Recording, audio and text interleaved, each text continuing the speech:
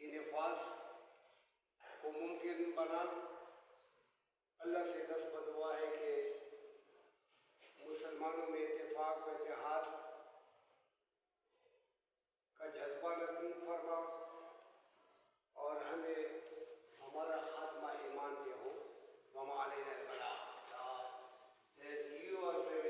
आज हमारे पास 17 फरवरी 2024 है और ये आपकी क्लास फर्स्ट ईयर की क्लास चल रही है और बायोलॉजी की क्लास है। आपके चैप्टर नंबर 3 में हम जा रहे हैं। वो उसमें एंजाइम हमारा मेजर टॉपिक है। इनके सब टॉपिक इसका है। हमारे पास सब टॉपिक आपको पता है तो क्या है, प्रॉपर्टी और कैरेक्टरिस्टिक्स ऑफ। कैरेक्टरिस्टिक का मतलब है इसकी प्रॉपर्टी है एंजाइम की importance of enzyme, what are their patterns, what are properties of enzyme. So there are so many properties of enzyme, but we are just going to discuss a few characteristics of enzyme which are very important. Number one characteristic of enzyme is here. First of all, we are coming toward the nature of enzyme composition. The enzyme is naturally composed of protein. They are proteinous in nature. क्या है बेटा? MCQs भी है कि enzyme is form of carbohydrate, protein, lipid and etc. None of them है। तो ये protein की नेचर है, प्रोटीनस है। कंपोजिशन क्या है? प्रोटीन का बना हुआ है। It is proteinous है। नेचुरली यानी कंपोजिशन उसका क्या किसी से कंपोज है? प्रोटीन का है। ठीक है। अच्छा नंबर 2 हमारे पास स्पीड ऑफ मेटाबॉलिक रिएक्शन है। देखना एंजाइम का बेसिक दो चीजों का यदि आपस में कंपटीशन होती है, there are competition between three substances होता है, लेकिन बेसिकली एंजाइम और सबस्ट्रेट का किस चीज का? एंजाइम होता है हमारे बॉडी में लिविंग ऑर्गेनिज्म है, बायोकेमिकल कैटलिस्ट है और इसका हमारे बॉडी में जब यदि नॉन लिविंग चीज यदि फूड मटेरियल, फूड का मतलब है कार्बोहाइड्रेट, प्रोटीन, लिपिड और ये जो मुख्तलिफ चीज़ें हैं जिसको सबस्ट्रेट भी कहते हैं, एंजाइम को ये सबस्ट्रेट का जब डाइजेस्टिव सिस्टम में दाखिल हो जाते हैं फिर ये यहाँ पर एंजाइम हमारे पास बॉडी में होता है, हेल्प करता है डाइजेशन और in converting the substrate into product. So अगर किसी बॉडी में यानी एंजाइम फॉर एग्जांपल की कमी हो या बिल्कुल किसी तरीके से एंजाइम को आउटसाइड करके निकाला जाए तो और फिर आप वो जो आप फूड मटेरियल है वो आप चेक कर ले, मतलब खुराक का एक वाला खाने की कोशिश करें, खा ले या इस तरह तो ये फॉर एग्जाम्पल एक रोटी और एक प्लेट सालन का, तो ये फॉर एग्जांपल ये अगर आप बगैर एंजाइम के करेंगे तो बहुत ज़्यादा वक्त डाइजेशन में ले लेगा, बहुत ज़्यादा, क्योंकि 3 दिन से भी ज़्यादा। लेकिन एंजाइम अगर बॉडी में नेचुरली मौजूद है, एंजाइम की मौजूदगी में ये 3 दिनों की बजाय 3 घंटों में यानी जो कन्वर्टिंग इनटू प्रोडक्ट मीन के डाइजेशन का अमल यानी क्या हो जाता है? कंप्लीट हो जाता है। तो enzyme increase the speed of metabolic reaction. Metabolic reaction जाते हैं catabolism and anabolism. So by what? By 10 sex तो 14 ये लिखा है 10 सेक्स से लेकर 14 टाइम तक केमिकल रिएक्शन को तेज करता है। बहुत बस इंसान बड़े हमारे बॉडी के लिए, ह्यूमन बॉडी के लिए या लिविंग थिंग के लिए क्या है बेटा? बड़े यदि फायदे की चीज़ है, फायदेमंद चीज़ है, ये इंपॉर्टेंस है इंसान की कि increase the speed of chemical reaction by 10 sex 10 over 6 है ना, तो 10 14 है। ठीक है बेटा, ये इसकी बात कर दिए जो ये है कि it convert the substrate into product body की ओर। ये सबस्ट्रेट को कितने यदि 10 और 6 और 10 और 14 टाइम यदि फास्टर का मैंने तेजी से कन्वर्ट करता है इनको प्रोडक्ट में। ठीक है, तो ये स्पीड अप करता है केमिकल रिएक्शन को, मेटाबॉलिक रिएक्शन को। यहाँ पर हम कहते हैं कि स्मॉल अमाउंट ऑफ एंजाइम होते हैं और huge amount of substrate convert होते हैं प्रोडक्ट में। स्मॉल अमाउंट ऑफ एंजाइम थोड़े से होते हैं। एक ही एंजाइम होता है, वो पास बॉक्स में तो ये लिखा है कि एक ही एंजाइम कैपेबल है ऑफ 1 मिलियन या 1,00,000 यानी सबस्ट्रेट मॉलिक्यूल को कन्वर्ट करता है किसी में प्रोडक्ट। तो एंजाइम की तादाद कम है, less amount of enzyme, that is small amount of enzyme, small quantity of enzyme can convert a huge बहुत बड़ी amount of substrate molecule into product. यानी small or very little amount of enzyme, that is 1, 2, 3, 4, 5 can convert यानी this यानी enzyme and large number of the substrate यानी food molecule यानी can catalyze the reaction. ठीक है? तो ये enzyme की यानी third यानी जो हमारे पास एक की तीसरी होती है कि यूज amount of substrate और इसके उन्होंने दिया है कि वो enzyme catalyze करता है substrate 1 लेक मॉलिक्यूल को, ठीक है, पर सेकंड में एक एंजाइम 1,00,000 सबस्ट्रेट मॉलिक्यूल को कैटलाइज करता है। कैटलाइज का मतलब है कन्वर्ट इनटू प्रोडक्ट। तो ये यानी तीसरी बड़ी यानी क्या है हॉबी है उसका यानी इंपॉर्टेंस है, ठीक है। और फुल ये है कि जो हमारे पोटेस एंजाइम जो हमारे बॉडी में होता है वो कार्बनिक है, इनहाइड्रस है। पोटेस का मतलब है तेस्तरीन जो केमिकल रिएक्शन को सबसे ज्यादा तेस्तरीन यानी कन्वर्ट करता है, 2.5 महीने तेजी से कन्वर्ट करता है, वो क्या है, वो कार्बनिक इनहाइड्रेस है। तेस्तरीन एंजाइम है स्पीड केमिकल रिएक्टर को स्पीड अप करता है बड़ी तेजी से, खुराक की डाइजेशन में तेस्तरीन यदि वो कन्वर्शन करता है जो प्रोडक्ट में, वो हमारे पास कार्बनिक इनहाइड्रेस है। क्या बेटा है, कार्बनिक इनहाइड्रेस है। तो ये जो है ना ये सबस्ट्रेट को कैटलाइज करता है तो कि जो 1 यानी ठीक है बेटा, कार्बनिक कैटलाइज फ्रॉम रेस्पिरेटरी सेल से कितने बेटा रेस्पिरेटरी सेल। यानी रेस्पिरेशन में हमारे पास C12 वो सेल्स होते हैं, फिर इनके साथ यदि रिएक्शन करता है क्या चीज़ in the presence of oxygen की मौजूदगी में जब ये रेस्पिरेशन होती है यानी जिसको हम यानी ऑक्सीडेशन भी कहते हैं, तो ये अमल होता है। तो ये कार्बनिक इनहाइड्रेट पहले तो योग करता है, ये कैटलाइज करता है और फिर तो 1 मिलियन क्या चीज बेटा 1 मिलियन यानी पर सेकंड।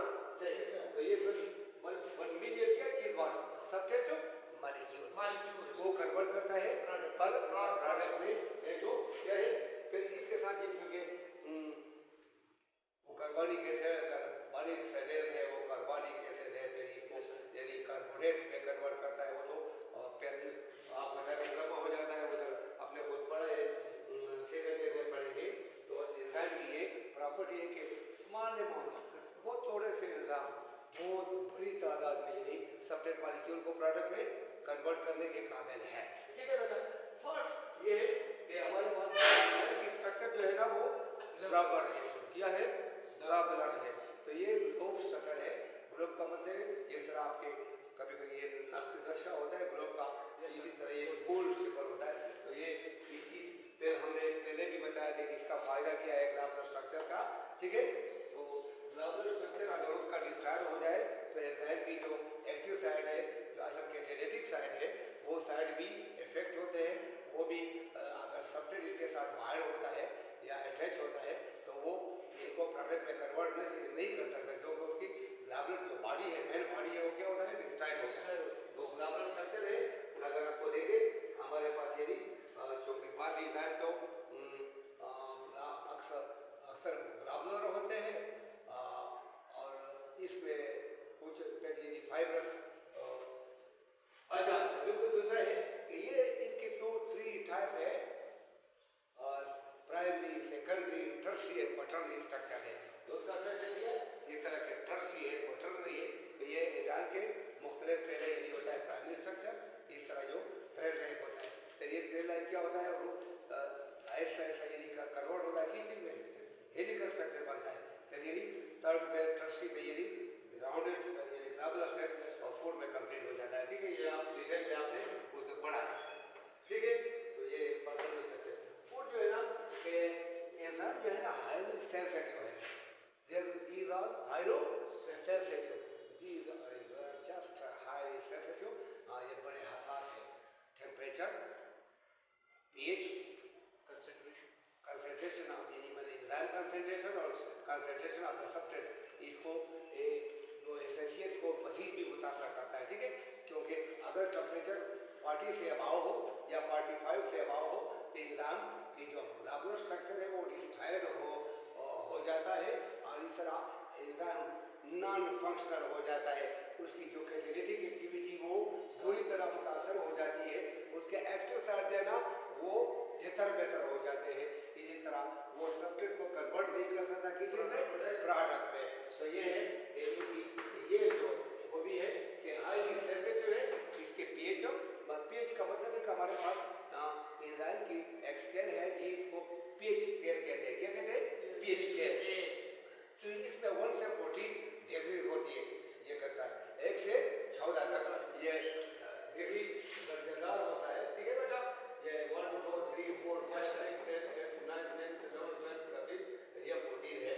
तो ऊपर देखें कि 1 से 7 तक होता है, ठीक है बेटा। Yes sir.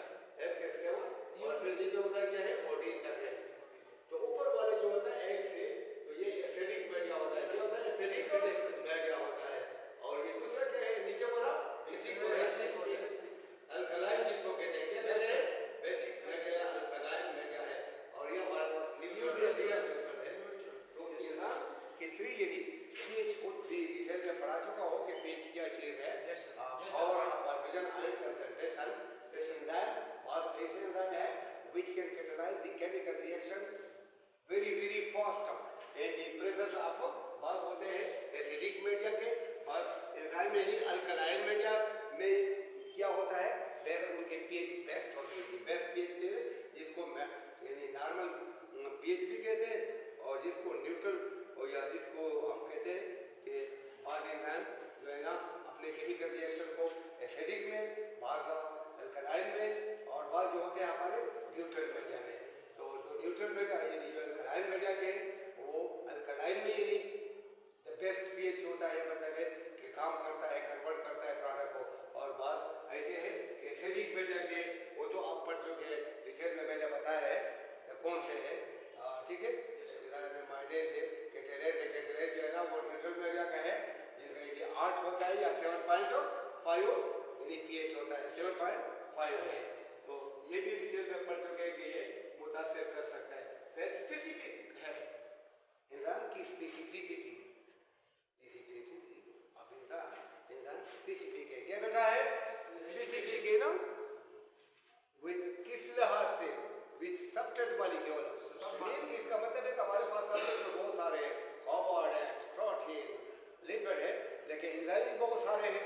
तो सारे एंजाइम यानी वो नहीं है, सारे एंजाइम यानी जिस तरह का हमारे पास जो लिपिड है वो लाइपेज मॉलिक्यूल लिपिड को कन्वर्ट है प्रोडक्ट में, इसी तरह हमारे पास एमाइलेज कार्बोहाइड्रेट के लिए खुद ही ऐसे एंजाइम है जो कार्बोहाइड्रेट कन्वर्ट करते हैं प्रोडक्ट में। जिस तरह एमाइलेज है, एमाइलेज वो कार्बोहाइड्रेट को कन्वर्ट करता है प्रोडक्ट में, ठीक है। इसी तरह प्रोटीएज है या प्रोटीनेज है। प्रोटीएज है वो प्रोटीन मॉलिक्यूल को, किसको?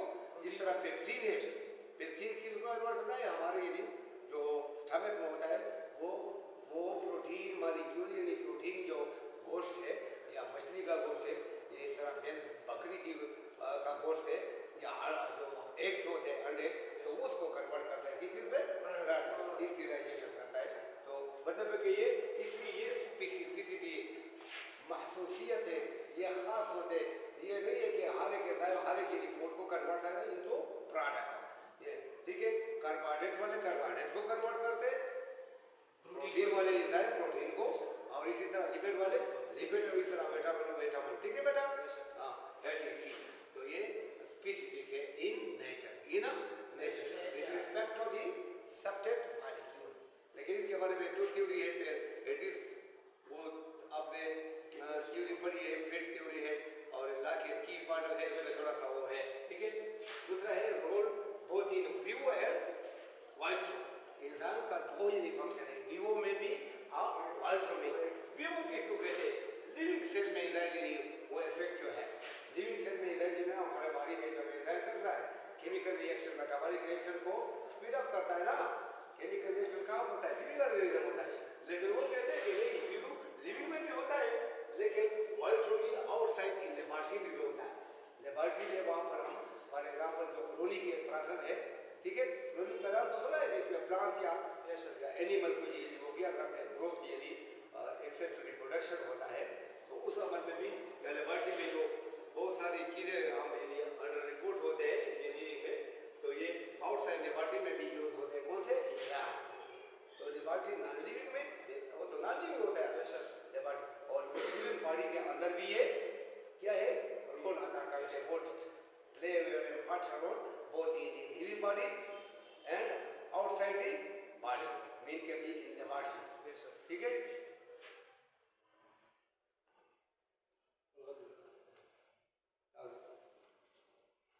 अच्छा, नंबर 2 एक्शन। तो ये जो एक्टिविटी उनकी है ये इंट्रा सेलुलर भी है और एक्स्ट्रा सेलुलर भी है। एक्स्ट्रा इंट्रा माने इनसाइड सेल और एक्स्ट्रा माने आउटसाइड सेल। तो ये इंट्रा सेलुलर है, इसकी फंक्शन है intra cellular within the cell, ये सेल के अंदर ये काम करता है। सेल के अंदर ये माइटोकॉन्ड्रिया है ना, वो वहाँ पर पहुंच जाती है, तो वहाँ पर इज़ाइल नहीं होते, मतलब ऑक्सीजन भी बर्निंग कार है और इज़ाइल भी हेल्प करता है करो एंड केमिकल रिएक्शन में कैटाबॉलिक रिएक्शन, या जिसको हम तो ये कैटाबॉलिक रिएक्शन में क्या होता है, फूड मॉलिक्यूल कन्वर्ट होता है किसी में कार्बन डाइऑक्साइड में वाटर और रिलीज ऑफ एनर्जी, ठीक है बेटा।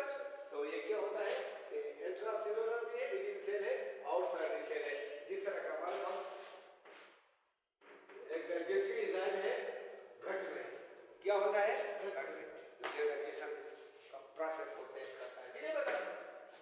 कोफैक्टर एंजाइम जो है ना, एक तो ये एपो एंजाइम होता है जो खुद बगैर कोफैक्टर होते हैं, बाद ऐसे एंजाइम होते हैं जो नॉन फंक्शनल होते हैं, इनके साथ कोफैक्टर अटैच होते हैं। जिस तरह के आप पढ़ चुके हैं 4 दिन 5 दिन पहले, क्या है कि इसमें मेटल आयन एक्टिवेटर होता है जो ठीक है, जो कि क्या होता है आयन होते हैं, कंपाउंड आयन, एजी आयन, या इसी तरह फाइबर, और दूसरी चीज़ एसिडिक ग्रुप है, ये भी आप पढ़ चुके हैं। और तब क्या है कोएन टाइम में जिस तरह एलएडी एनएडीपी है, ठीक है बेटा।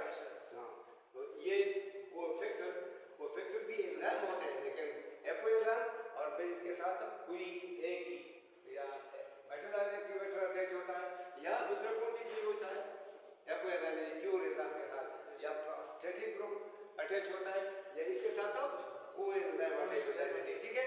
तो वो जब एंजाइम इनके साथ अटैच हो, दो चीज़ें यदि, तो वो ज़्यादा यदि क्या होता है हेल्पफुल मजबूत होते हैं, वो कन्वर्ट करते हैं केमिकल रिएक्शन इनटू प्रोडक्ट में, ठीक है बेटा।